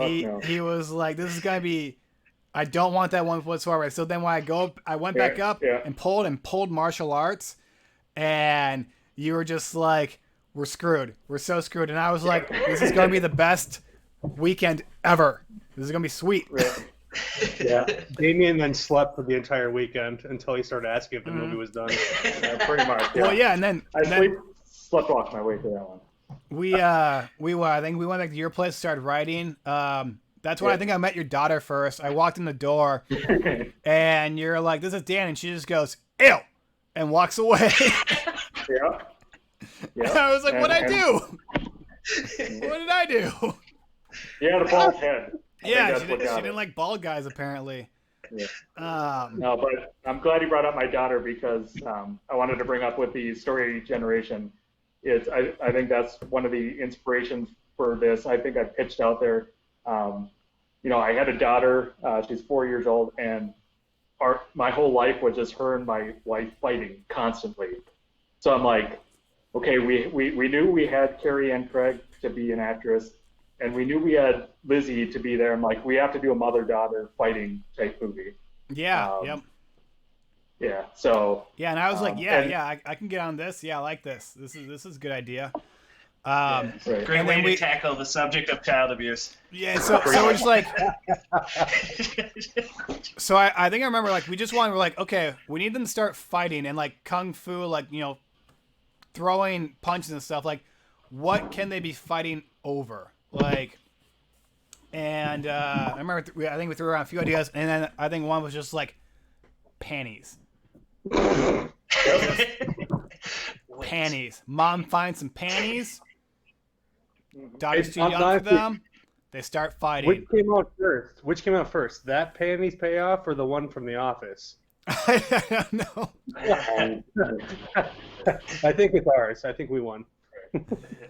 Yeah. And so, so we figured out that there. And then we just started, from there, we're like, okay, that's how the fight starts.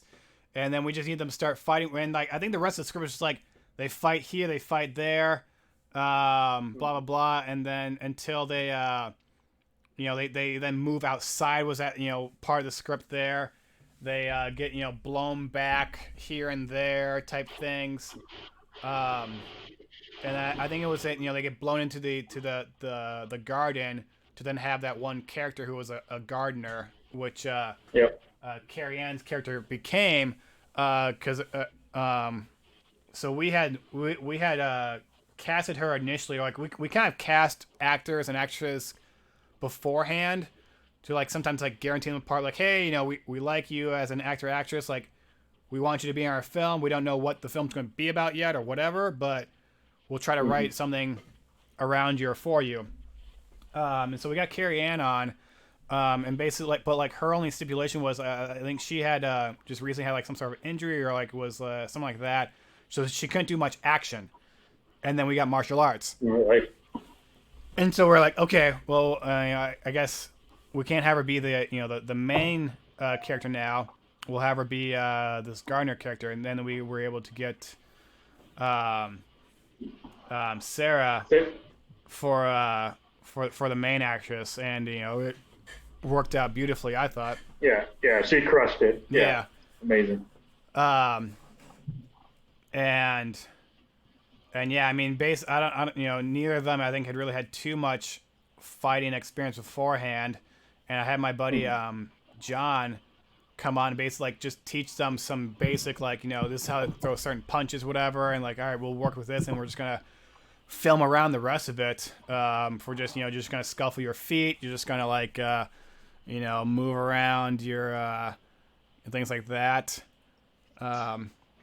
And then we just started piecing together different crazy kung fu moves we could possibly do. Well, and then the prop was the lamp, and that's when we thought of. I think I still have that lamp too. It's like a tall, long like pole lamp. That I was like, well, they should start fighting with this lamp and use it as like an actual weapon during it. Like that'd be a good use of prop.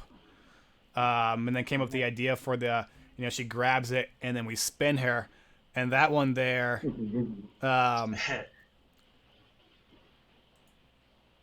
if we go to here.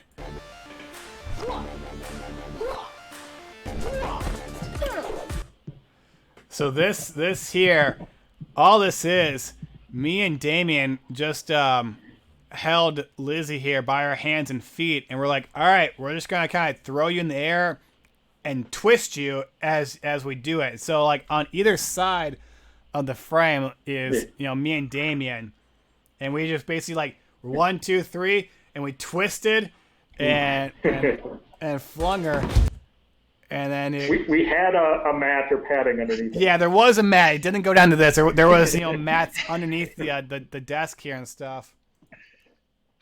That she falls on, and then it cuts to this scene here, and that's just her standing there and falling down. But if you notice on that take, I forgot it was the first or second flip because I think we only did 2. Her foot / part of her ankle slammed into the table. Oh yeah, you can see it. Yeah, and it made a loud sound that I freaked out a little bit, thinking like we broke something. And right like, there, she yeah. her foot got a little bit away. Right. But she was all right. It worked out. Yeah. The sacrifice. Her mom was there. It was all good. Yeah. It's fine. It's fine. No, it made for a cool shot. All right. So here's how you sell the scene. We're gonna throw you. Are you cool with it? Pretty much. Sign here. You all right with that? Yes. I made sure they signed away their lives first. Yep. Oh, was that the same time you were aiming everyone else performs and then falling asleep? Yeah, pretty much. Well, then from after that, like then we had like the, like my whole thing was like, all right, I want to do some like big crazy moves of like them getting like thrown super far away.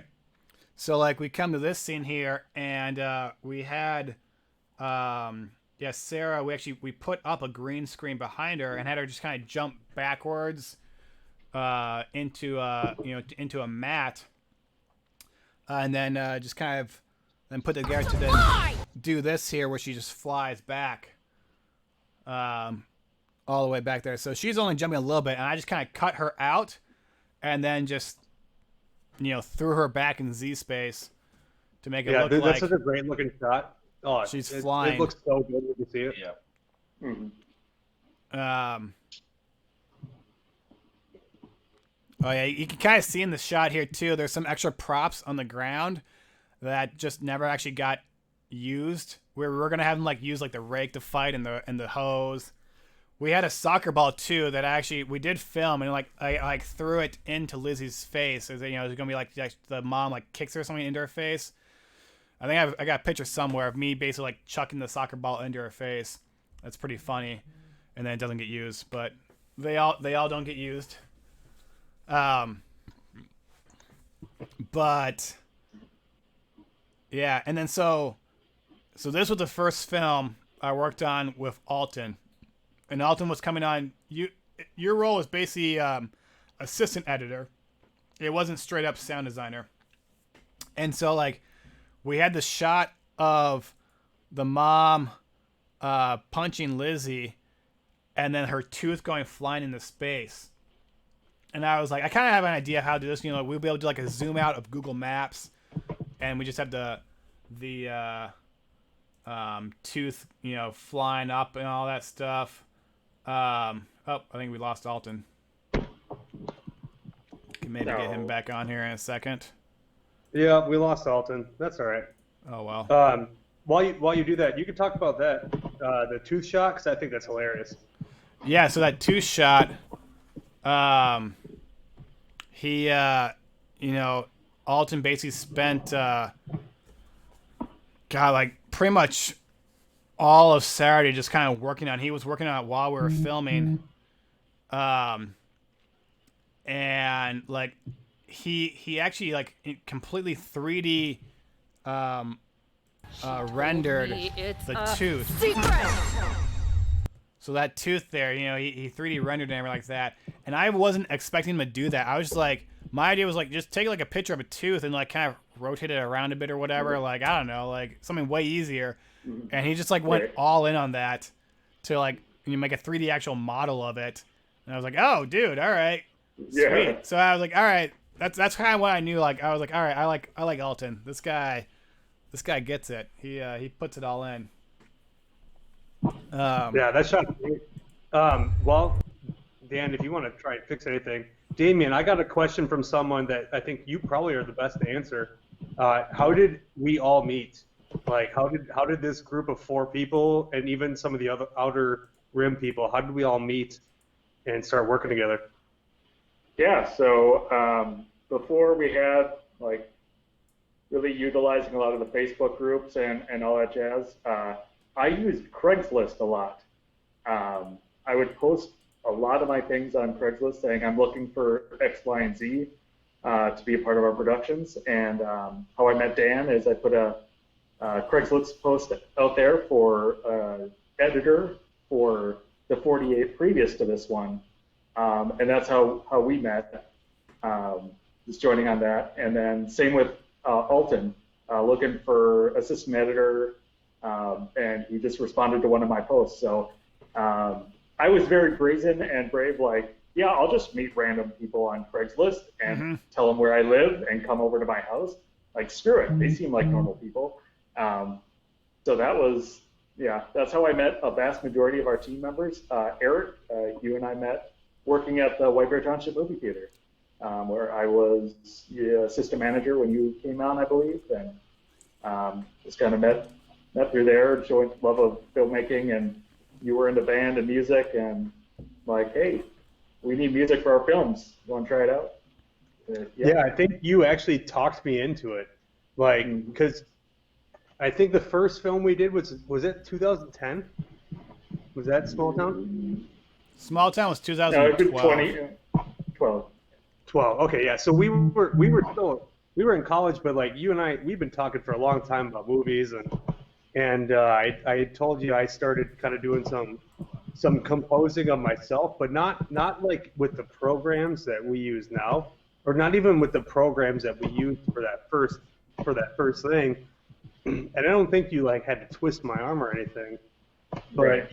you definitely talked me into giving it a chance.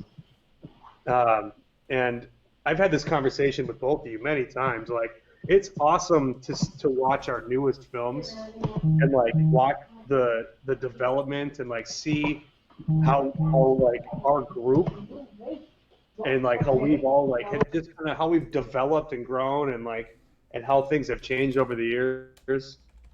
Yeah, it's been an awesome progression. Well, so one thing, so Damian did find me on Craigslist, or I found him, his posting about, it was for Small Town Syndrome, the year before we did this one. But that was not actually our first time interacting with each other, which I found out after, basically I was just searching my email for something that Damian sent me, and I saw at the very bottom there was one from Damian from 2005 when I was a senior in high school, and I had made a film called The Halo Tournament and submitted it to the Oil Can Film Festival at White Bear Township. The Oil Can. And my film got rejected, and Damian was the one who sent me a review on the film. You say you have it, and you're going to bring it up on the stream. It did get rejected because of copyright issues, because I basically just used copyrighted music, because I was a high schooler, and I was like, I don't know what any of this is. Like, this is the music I want for this scene. This is it. And you're like, I don't think we can actually show this because we don't have the rights to the music. But I was like, oh, dang. Well, can I get some feedback on the film? And yeah, Damian was the one who responded. And yeah, you were honest. Hey, Alton's back. I'm like, did I at least provide good feedback, or was just a giant dick about it? You weren't. You're probably a giant dick. I mean, you were a little entitled. But well, yeah. Mr. Big Shot, done a 48-hour film festival by then. Running your own film festival and stuff like that. But no, I mean it was pretty on point for what our film was. It's just like Damian every Sunday of the 48. He's just a total dick. Is the movie done? He has his form. That's his role. That's his role. Somebody has to be the dick. Yeah, speaking of copyright issues, didn't that get in the way of Link a little bit? We'll talk about that next time. A little bit. Yeah, we can talk about that for our next stream when we show Link and stuff like that. Dude, for Laundry Day, Alton, did you handle which is like one of my favorite things is where the music transition goes from stereo to like feels like it's playing out of like a headphone or a speaker in the scene. Is that diegetic and what's the phrase that I'm looking for? You know what I'm talking about? Are you talking about for which part is it again? When it goes from them fighting to so when the music in the car? playing, it's when the music's playing in the speakers and then the music transitions to, oh, it's playing out of the speaker of the girl doing the gardening. Yeah, so right here. Yeah. Yeah. Diegenic, is that one of the phrases? I can't remember it off the top of my head right now. You know, where it's like surround sound versus in the scene of the movie. So I think, what was, I don't know if you did that or I did that, but I think it's just a high pass that we put on there. Yeah. I can't remember either, because I know on this one I wasn't really I mean, the whole idea behind it was that, you know, it was to show that it's farther away. So like the music is happening at the fight scene, and then when you cut away to her, like it sounds farther away and like, you know, like playing through just what she's listening to or whatever. Like it's not there, but then you come back in the fight scene and it's the full stereo sound going on.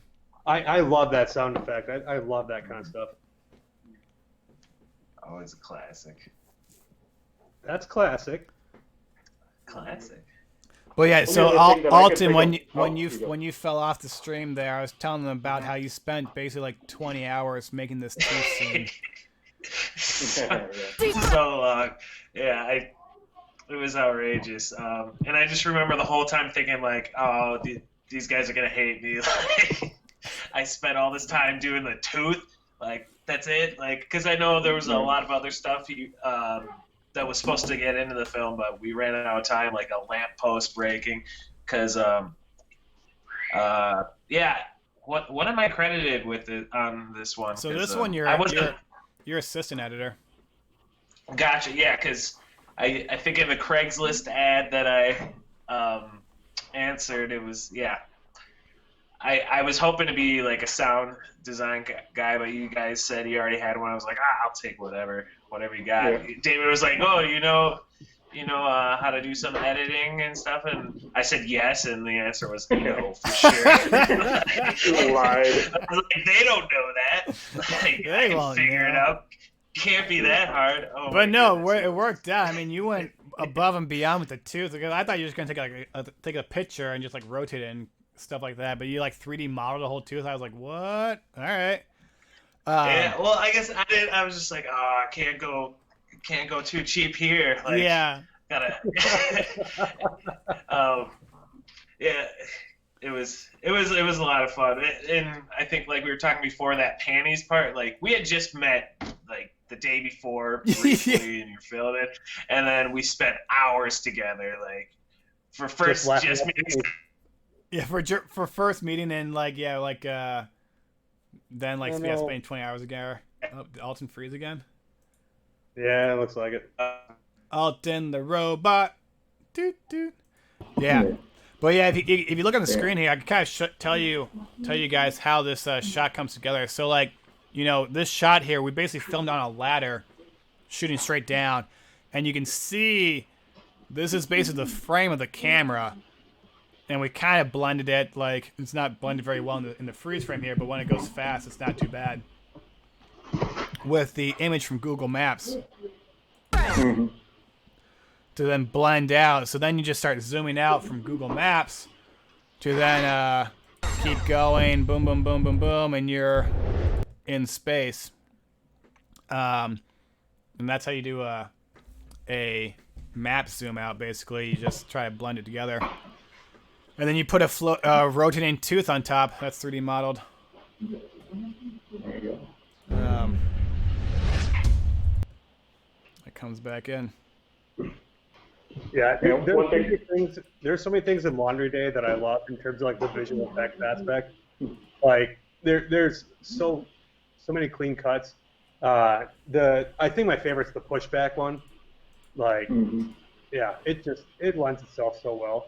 Dude, one of the things I wrote down when I was watching it is one of the issues with short films is like the whole aspect of soundtrack versus score.